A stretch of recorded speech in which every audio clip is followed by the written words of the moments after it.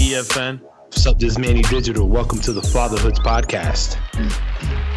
If I sound echoey, I'm going to apologize to listeners right now. If I sound echoey, it's because I am... You sound like caca.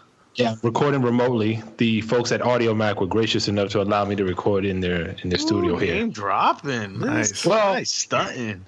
Look, bro, when people do me favors, I try to, give them a little love. So I told you a long time ago.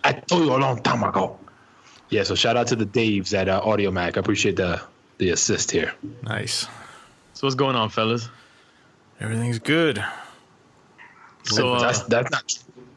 It's just hectic. Well, it's just been hectic. Yeah. Is it just me, or is he like sounding a little crazy? Am I? Yeah, a little.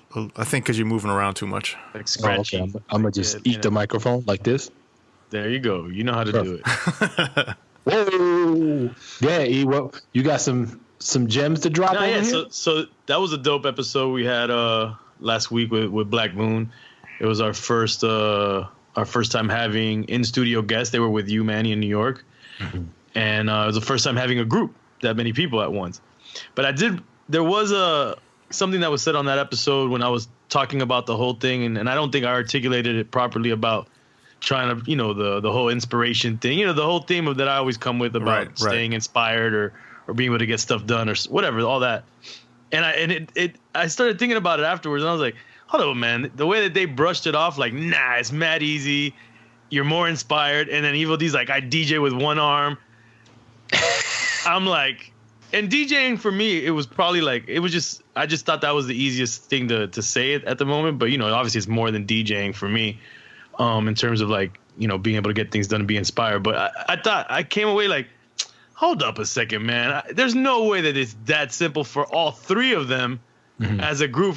Like, am I that fucked up? Am I the one that's really that wrong that it's difficult for me to be inspired or get things done having a young child, being a new father? I don't think. I think it might have been an articulation thing. I don't think it was. I think they were answering a different question, slightly different question, because I can't imagine the odds of all three of them. Even the same question, just the DJing part, when he said he DJs with a baby in one arm, I'm just like, I don't even know how possible that. I mean, I'm sure it's possible, especially if you're using the laptop, but how realistic is that in multiple times? Like, I feel like they were answering it in meaning like they're going to get the work done regardless. So that wasn't going to stop them from getting work done. Like, if I got a DJ with a baby in my arm, then that's what I got to do. I think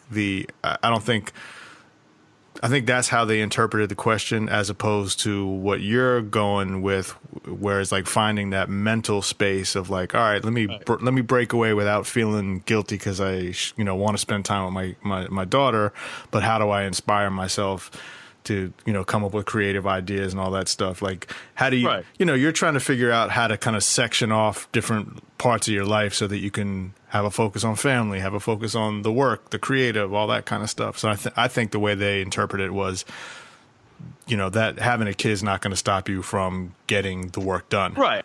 And definitely I understand that part of it, but for sure, like, for me, it's like, and I don't know about you guys, and you guys tell me your take on it. Like, if I really want to like clamp down and get things done or be creative and brainstorm new ideas and actually, get things moving, it takes me a long time, like a big block of time.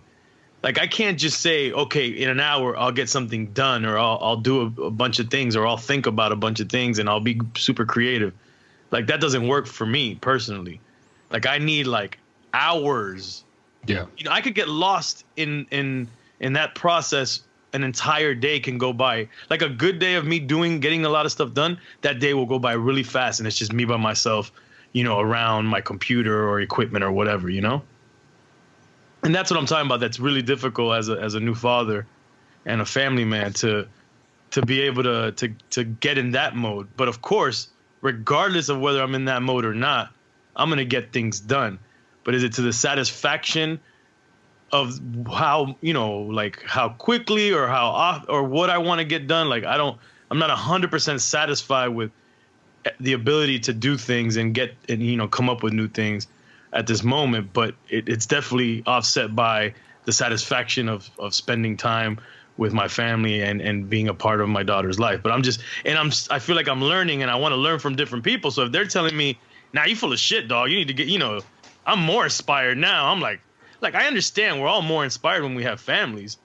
We're more inspired. Like, I'm more inspired to make more bread and do more things and make sure I provide for my family. But I just feel like, am I wrong? Am I off? I mean, I get what you guys are saying, that they probably got the question.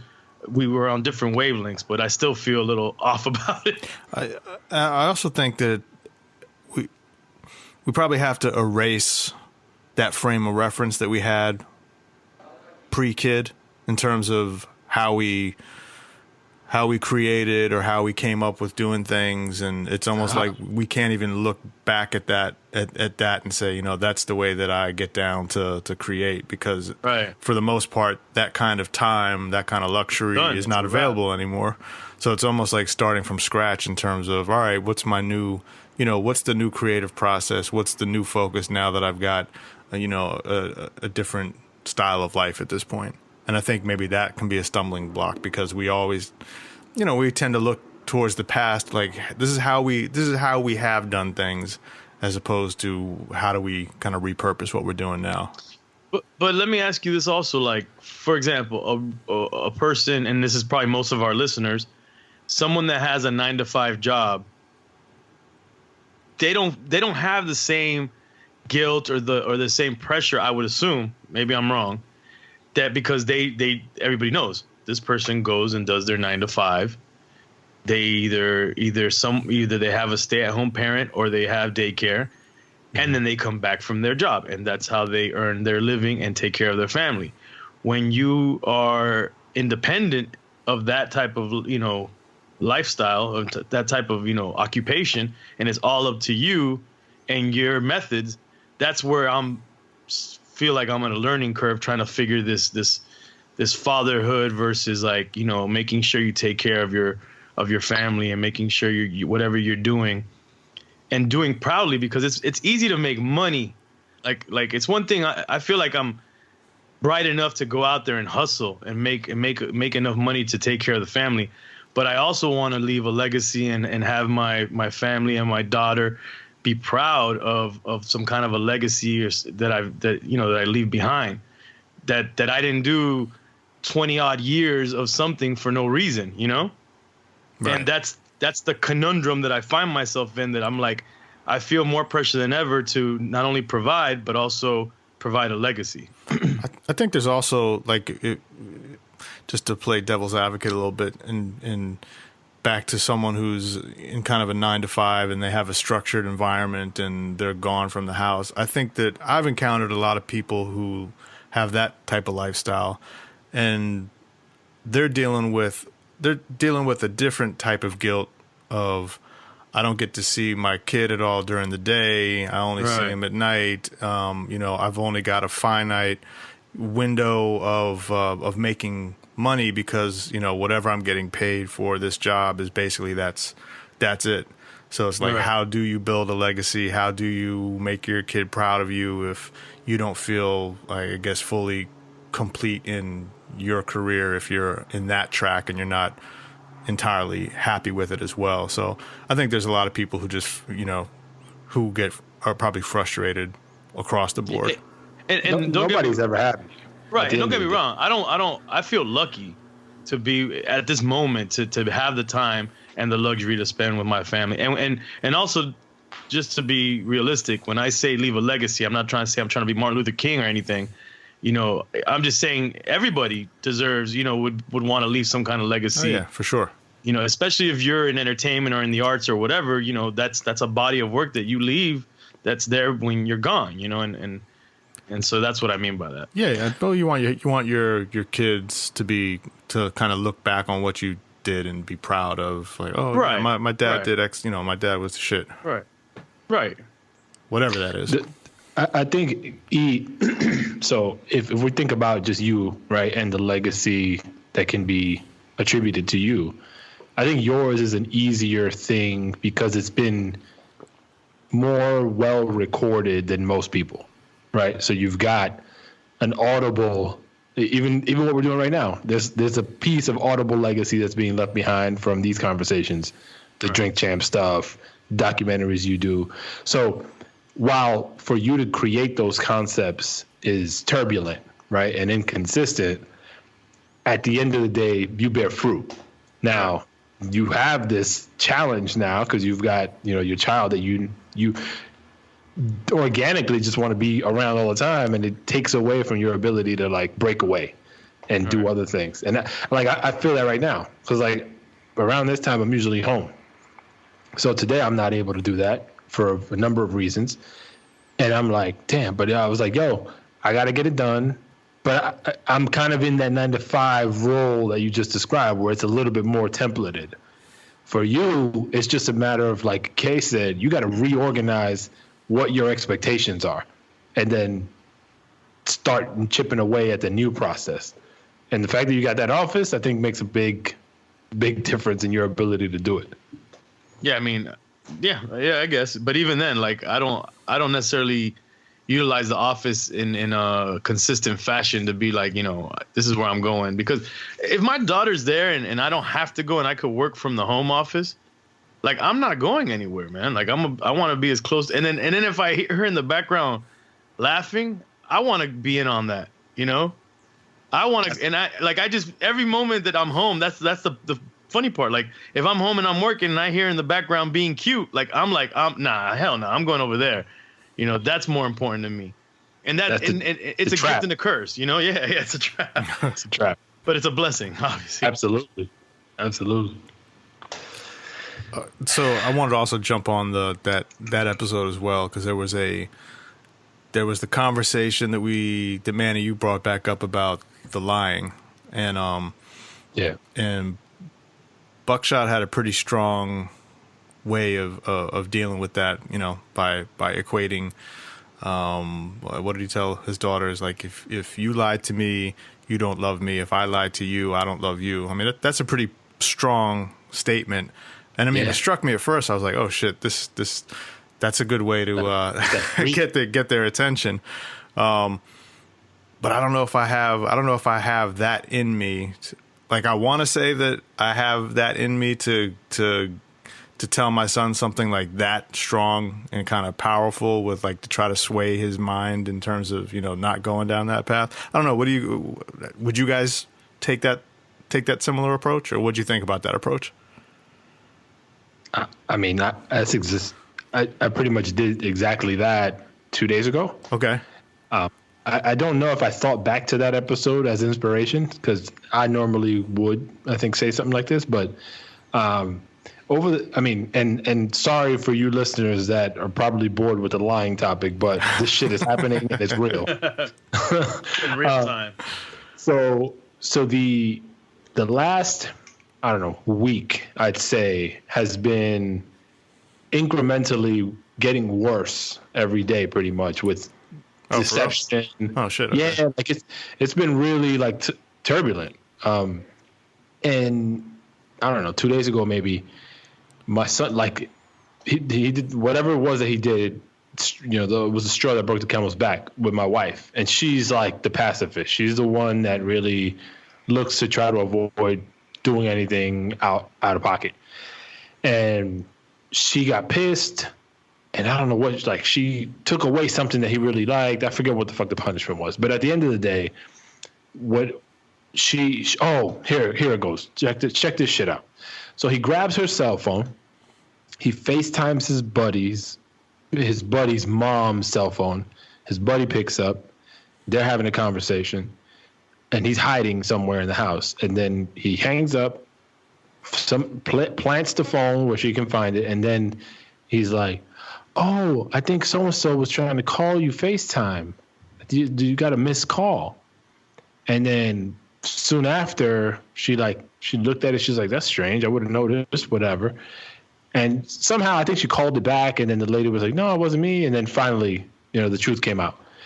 And he was trying to fess up right when the truth was coming out. So kind of like intercepted almost. Mm-hmm. Be like, "Oh, what? My bad, Mom. It was me, blah, blah." Too late. Caught his ass. Punishment. I don't know, whatever the fuck it is. And then subsequently, days later, like he's still doing similar things. So finally, I was like, yo, if I told him, I didn't say like you don't love me per se, but I was like, the worst thing in the world that you can experience is your parents not trusting you. It's a really lonely world when all you got is you and nobody else around you wants to be with you because they don't trust anything that comes out of your mouth. And I put him to task a little bit. So throughout that day, everything that came out of his mouth, I was like, I don't believe anything you're saying. And I kept saying that to him the whole day. And he was crying most of those times when I did that. And of course, that shit breaks my heart. But until he's like that. He needs to experience suffering in order for it to click. And the last couple of days, it's been a little better. But that harshness, that real talk, for him, I think is necessary. What's your thoughts on that, E? Am I the devil? No. Now? I think that like that kind of harshness. I mean, that's what both my wife and I have said that kind of stuff to our son. But I guess what took me aback a little bit with Buckshot's analogy of it was, the whole, I don't love you if, you don't love me if you lied to me. And that's a super strong statement. And assuming it works for him. And I mean, when I first heard it, I'm like, damn, that's the way to go. You know what I mean? That's the way to go to curtail some of this shit. But I don't know. It maybe just works for him. You know what I mean? I don't know. And obviously, this is why we do this and talk to other people, because it's great to learn other people's parenting styles. Everybody has a different parenting style. Yeah. Not one is right or wrong. For me personally, like I get it, and I think I would implement some of that. But you remember when we were talking and I was making the joke about there's no Santa Claus, like, right? Because the flip is that he will never lie. So, I would never take it that far, because me personally, I know maybe other people don't agree, but I do want my kid to potentially believe in Santa Claus if it makes him happy, and believe in stupid little things like that, and little things that might perceived in the way that he's looking at it as little white lies and little things like that.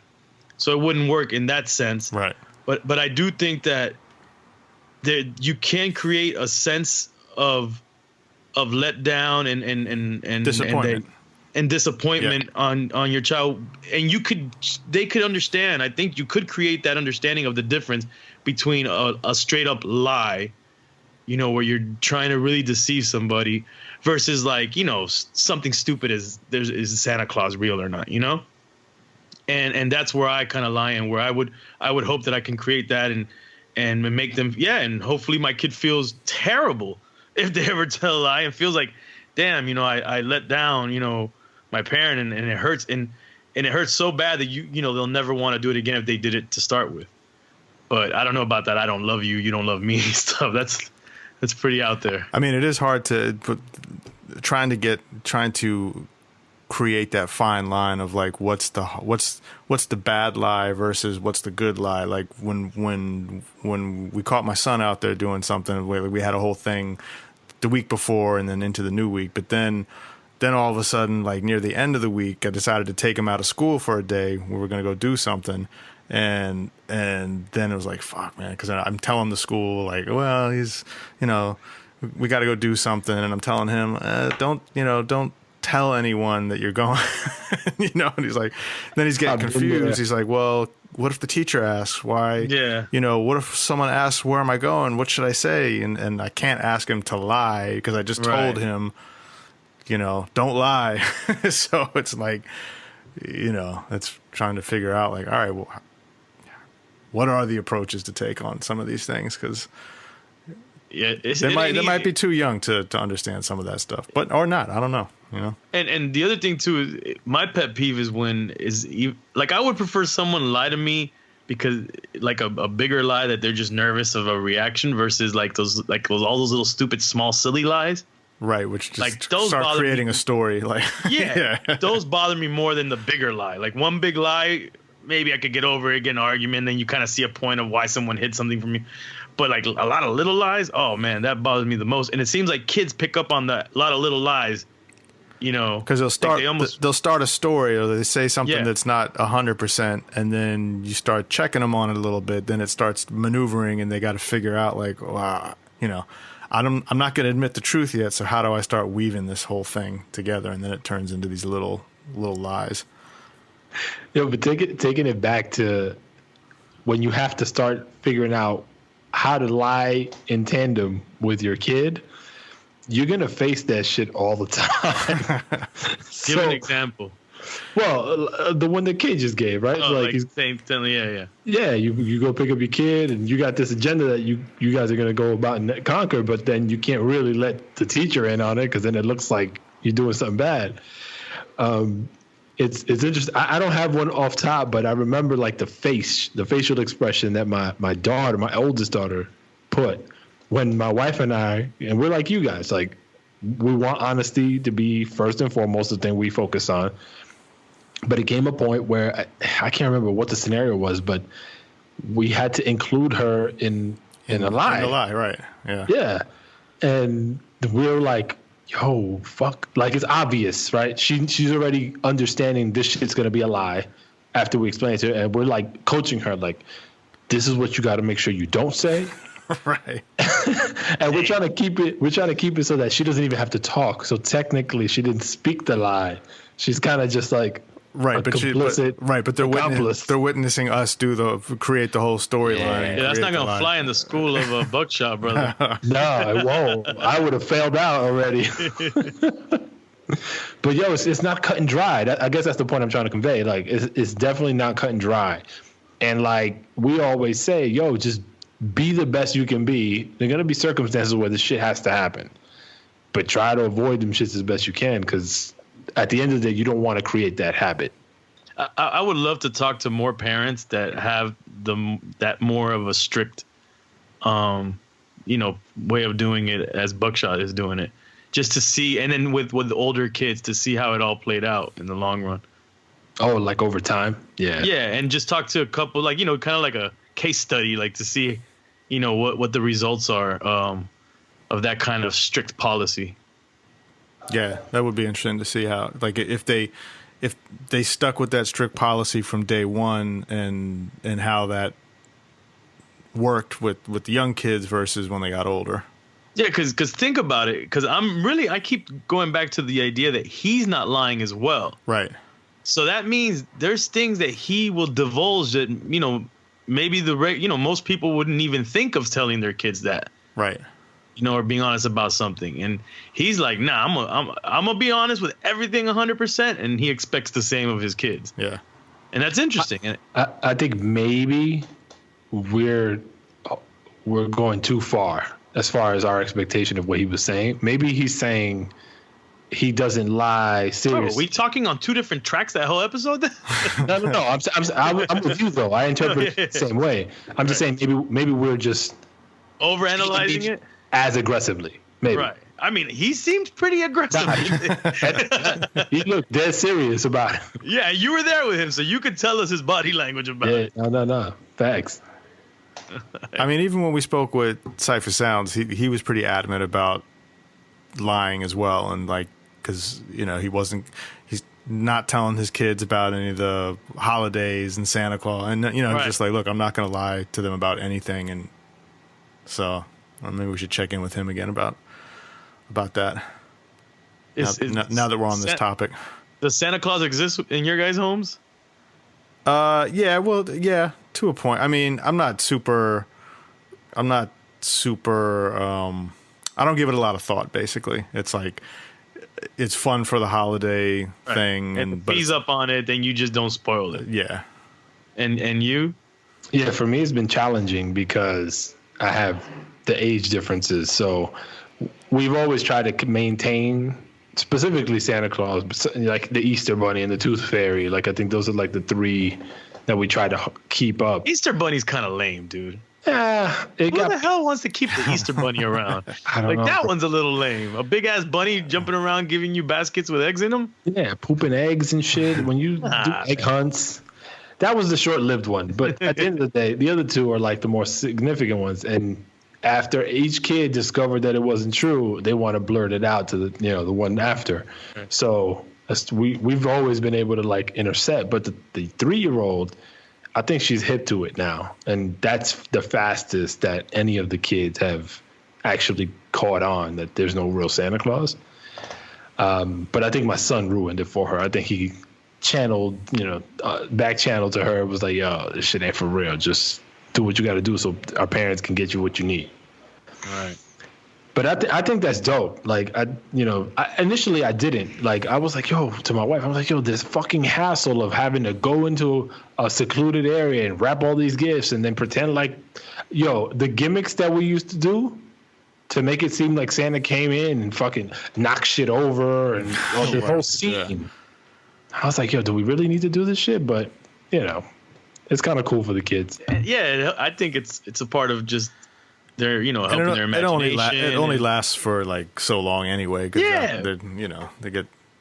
they realize what's really going on, and they're like, all right, whatever. I ain't mad at Santa Claus, man. Fuck the Easter Bunny though. And the Tooth Fairy's cool because it brings money. So whatever.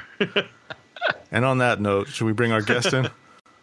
Let's do it. Yes, sir. All right, with us tonight we have a true hip hop legend. Put it down for the West and the Bay. Got countless hits, countless albums. He also taught a lot of people how to be independent and do their own thing.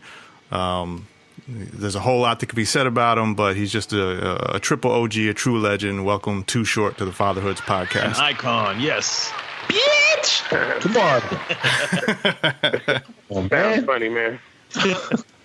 What's up, Short? Sounds kind of funny. Sounds funny. Welcome, Too Short, to fatherhood. Yeah, man. That's the way we all felt at one point. So that's for you, right? So I'm sorry to jump right in, but I know that's kind of like recent news. You have she's approaching 1 year of age. What's that year? So almost 1 year been like for you?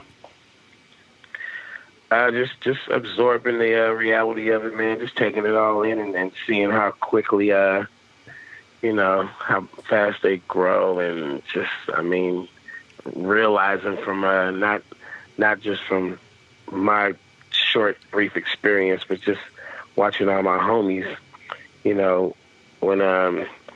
bringing the little kids around, little birthdays, little Christmas, whatever, and then, seeing the little youngsters hanging out with the parents when they're like 10, 11, and then just like that, they're grown. It goes by really fast. So just kind of taking the time, knowing that I've seen it with the homies, just taking the time and like, I'm going to kick back and just enjoy this, not really miss out on it, You know what I mean? Yeah. You're in that special zone as well right now. My daughter's almost. I feel like at a younger age, man, I probably could have took it for granted, But for sure, not to. For sure, that's the same way I felt. I'm 44, and my daughter's now almost a year and a half, so it's all new to me as well. Do you feel like did you get right into it as soon as you had her, or do you feel like it's like a learning curve for you? Even though because I had a lot of god kids and all that the same, but I still feel like it's a learning curve. Now having your own child. Yeah, no, I'm pretty good with kids that can communicate. So if you had, I got a lot of families. So if you like 2, 3, and we can like understand each other, then I pretty much could get by. But a baby, a baby was just like Yep. I'm just like stupid. I don't know nothing. But do you embrace that, or do you feel like shit, like completely lost? Well, I was scared at first, but now you gotta take the first lesson was how do you hold a baby. Mm-hmm. That was my first. That lesson. Shit was scary. Yeah, I didn't even know that. Then you you gotta hold the baby's head up. It's a lot of rules, man. So I sat there. Though. I actually I got my little infant game up now. Now I'm trying to learn that. I told you my skills started about like 3, 4 when they go, Uncle, can I? I'm like, yeah, okay, come on. They can cry and let you, what you crying for? But baby, you got everything's guesswork. So, yeah, I'm just on the sidelines kind of watching a little bit. I don't really, when it's 911, I don't jump in and fix the wrongs. I'm not hands on like that. Like as soon as you roll her up in a new diaper and get her all fresh, I'm like, yeah, hand her to me now. Yeah. I was gonna ask you, like, what is changing a diaper like? Now, but it doesn't sound like you do too much of that. I talk to a lot of people about this, and it's on the fence with guys, man. Like, the majority I come across, like, it's probably, I'm not gonna say like 4-1, but it's like 3-1. Like, guys, they just say, I'm not doing it. They're just not doing the messy parts. Right. And then a lot of females don't have a problem with that because, I mean, if I did it, I probably would do it wrong. I probably wouldn't do it as good as she would, as a mama would. But, man, I don't know, bro. That's just a lot right there. I think you got to be on, like, your second, third before you really just get in there and know the whole routine and just how to be independent without the mama. Like, come on now. Who can do that? I guess if you're forced into the situation. I mean, I had one kid, and when my wife went back to work and she started traveling and stuff, and we had to trade off. I mean, my son was like 5 or 6 months, and that was just like crash course of like, all right, now I gotta figure out how to take care of a young baby like that. I was back up against the wall, no way out. You do it. But I'm saying,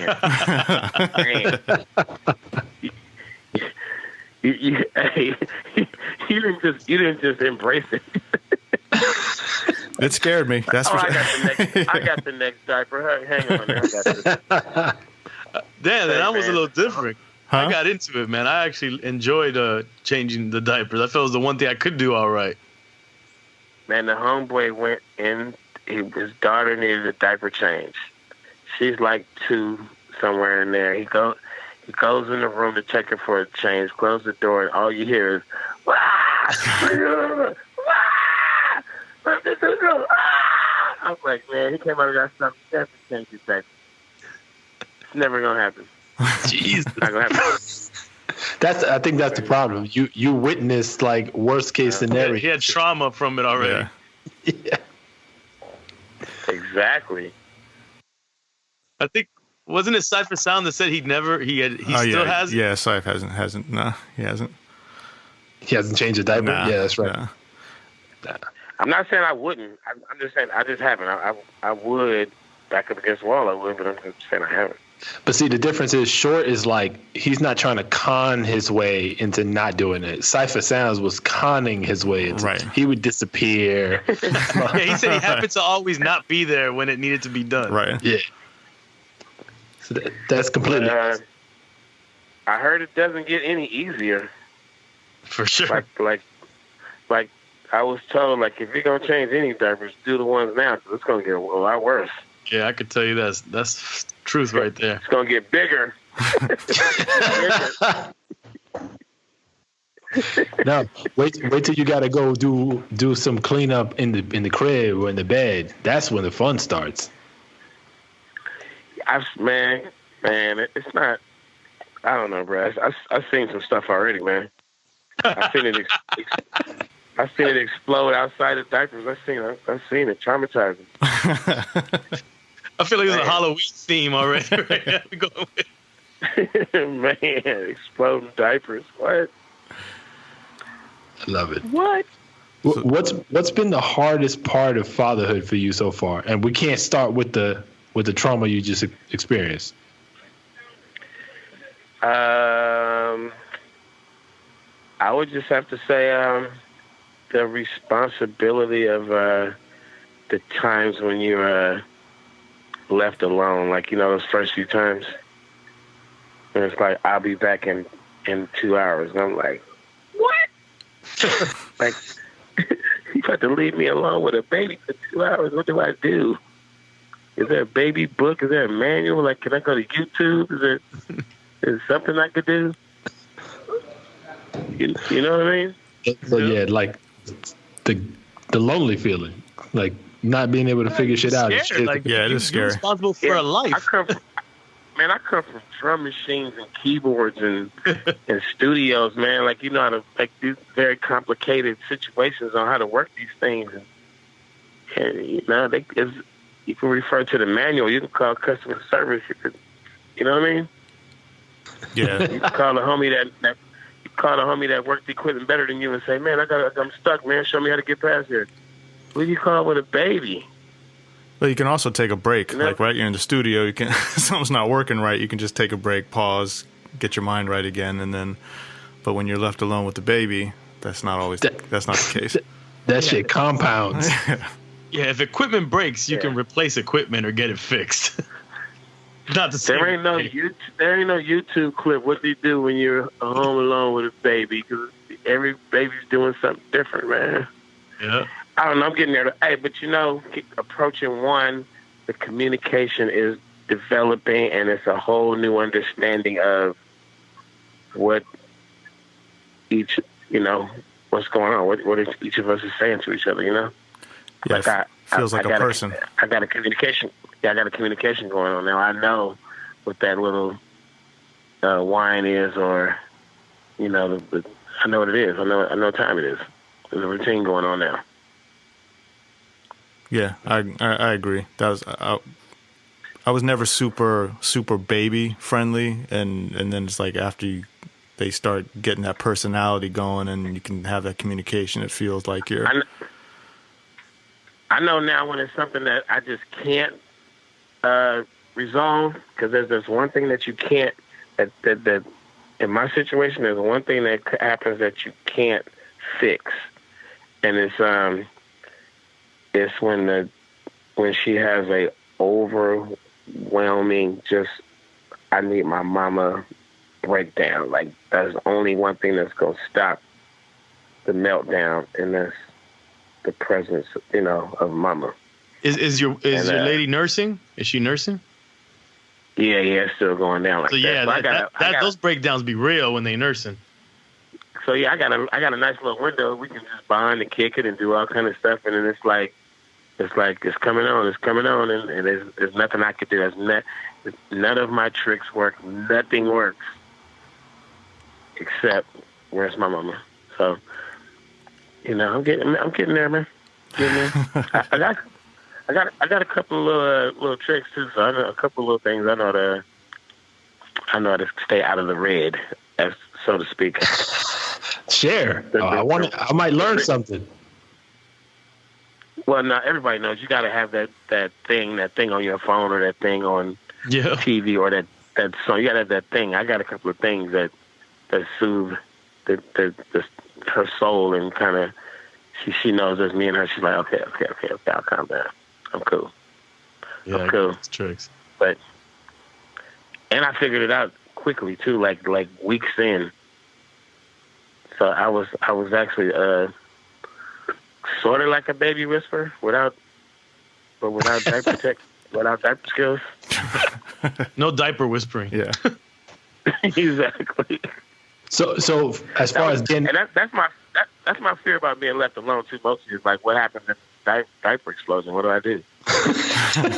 You definitely gonna figure it out at that point. He'll have all the towels in the house surrounding the baby, and is it anything like rolling a blunt? It seems like it would be. It's kind of similar.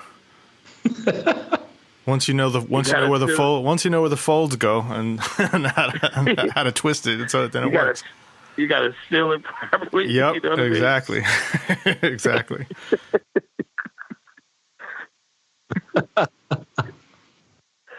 I'm just saying, man. Scary though, bro. That as a grown ass man who's been through some wild scenarios in life, and it's not a lot of things in the world scarier than like having to take care of a baby.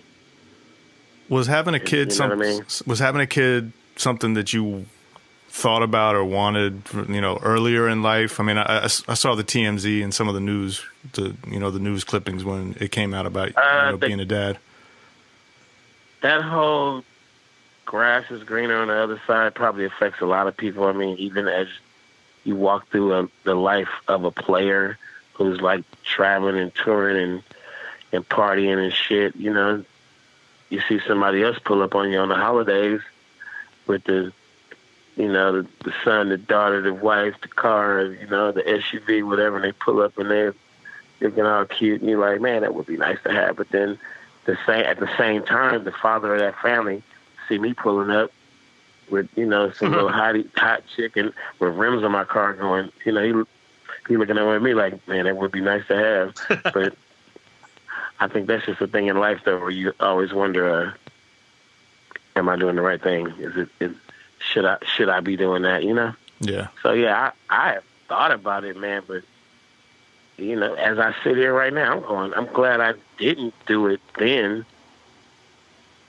There's one thing that would make it kind of worth having kids at a young age back in the day, and that probably would be like having, the parents' dream of the kid who grows up and has the same interests as you in life, and then you and your kid become good friends because you guys, either work together or something, something happens where you have that thing. Yeah. That would have been a good thing, But then I also feel like I would have been a shitty ass father based on traveling and just the frame of mind I was in, Mm-hmm. That's real.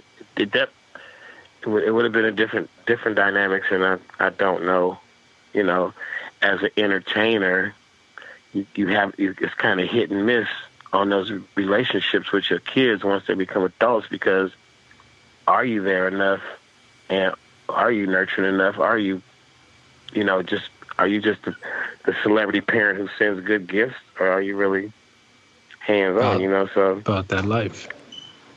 we know the stories. Now I don't got to drop names about these our peers who have multiple kids and kind of, the kids have grown up now and they be like, I don't know that nigga. Yeah. Yeah, I mean, that's my daddy. I look like him, but I don't really know him. So I didn't want to be that dude. You have a daughter, right? Yeah. Did you ever fall into that myth or think about that myth about, like, men who are a certain way with women, automatically they're going to have a daughter? Yep, it's the universe. It's payback. It was destiny. I never even had a say in it. It was it probably was put in my chart like way back when. He's gonna do this, and then bam, hit him with a daughter. Like it's already. How are you? Doing this? Just the one. Say it again. So with that, how are you feeling about when she starts coming of age and be able to understand things about? Are you gonna shelter her from some of your music, or how are you gonna go about that whole conversation? Nah, man, I feel like I feel like in this world, man, from day one, first of all, it's something in the makeup of a daughter-father relationship that gives the daughter the upper hand in most cases, and daddies just become weak. It starts when they're little and she's crying, you're like, what can I do? I say, I don't want that. What do you want? And then it just, she gets older and older, and you're still going, what do you want? As a father, you're like trying to baby this little girl, and she's just like ruthless, like, I can do anything to my daddy. And he's like, and the father accepts it, like, you know what? Anything in this world could go down, but my daughter can have anything she wants. Anything. That's just a daddy state of mind. So I'm already like pre-programmed to be in that mode. So I'm gonna keep it real, but then at the same time, we'll go way out my way to just just super protect, spoil, whatever a father would do with his daughter, just all that stuff. beat him to the punch, you know. What I about know women? I know women. I know That's true. From dealing with women, I know the kind of woman who, you know, no matter how old I've been, they kind of look to men to be like daddy, you know? And it's never like those. I know those chicks. You meet those chicks and they talk about their father all the time, like, you know, my daddy this, my daddy that, and daddy's in a great place because he put himself there, you know. So it's just like, where are you gonna put yourself? That's why I see it. Like, are you gonna be her hero? You know. Yeah. So was she a planned child? Like, was this in the works as far as, you know, making it happen when it did? Nah, man, I don't go in there like that. I know some guys probably do. God. Some guys. So she was unexpected. Yeah, man. You know, you talk to any guy with like a lot of kids, and right when it comes time, it gets near the end of sexual intercourse, they release just let the whole body just go, and they just fall in there and just make lots of babies. But a guy like me, I never go in there like that. I don't go in there like that. I have to say that I did things to let it happen that I've never done in my life, but it still wasn't like, I'm going to make a baby. Right. I wasn't thinking like that. But at the same time, years and years and years and years of clearly thinking, oh, no, I'm not making a baby. Yeah, I did that, though. Right. I did a lot of that. A lot of that, like, clearly, like it ain't even going to come to the part where it happened by accident. Like I was on that. I was looking at that back in the day, like my homie, like, man, you're supposed to make some babies, man. You're supposed to have some babies. You need some seeds, man. I'm like, bro, I'm like, my seeds gonna cost way more than your seeds. And I'm like, I can't just leave seeds around. So, we got different payments on just leaving seeds.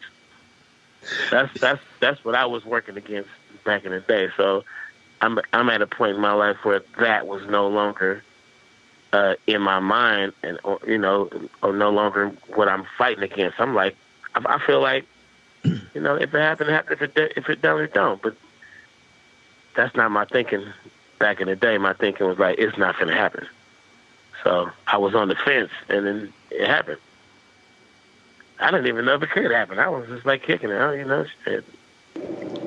Who knows? Mad nonchalant, like, whatever. Yeah, man. But it happened again. Then you see the blessings, and you know, I think about the flip side of it. My mother passed in 2016, and that was like, you know, just what she would do to that little girl, just the level of love, and you know, I just feel like it's my obligation to make sure she gets that part, you know. Mm-hmm. Get all the love, you know, even when she's missing, because you know, so it just, you know, I don't know, man. It gives you. People said it, and now I can experience it. It gives you a different perspective on life. Instantly at the hospital, when you look at this little baby, and your whole frame of mind just starts thinking different. So, you know, I'm going through that process right now. Right? Do you think that change or that different perspective will seep into your work or your music or anything like that? Is that changing any of that? It might. I got so many pimp songs in the can already. You have a surplus. I could change my perspective right now. It's not gonna really come out for a few years. Right. There's a lot of pimp songs and slated for the new releases. So, you know, I like you asked me earlier, what's my angle on talking to her about this? And it's just keep it real. It's just a game. It's like here's all these scenarios. Mm-hmm. You could be anybody in these scenarios. Who do you want to be? This is who I chose to be. This is what I was talking about, and this is how I feel about it. How you feel about it? You know? Right.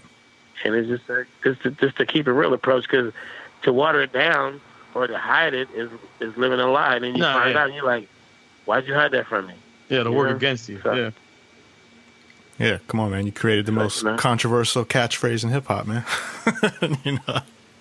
Yeah, and then she might embrace it and go, you know, shit, I'm a pimp. I don't know, not necessarily like trying to pimp on women, but just trying to have that mentality. Pimp on life, yeah. Right.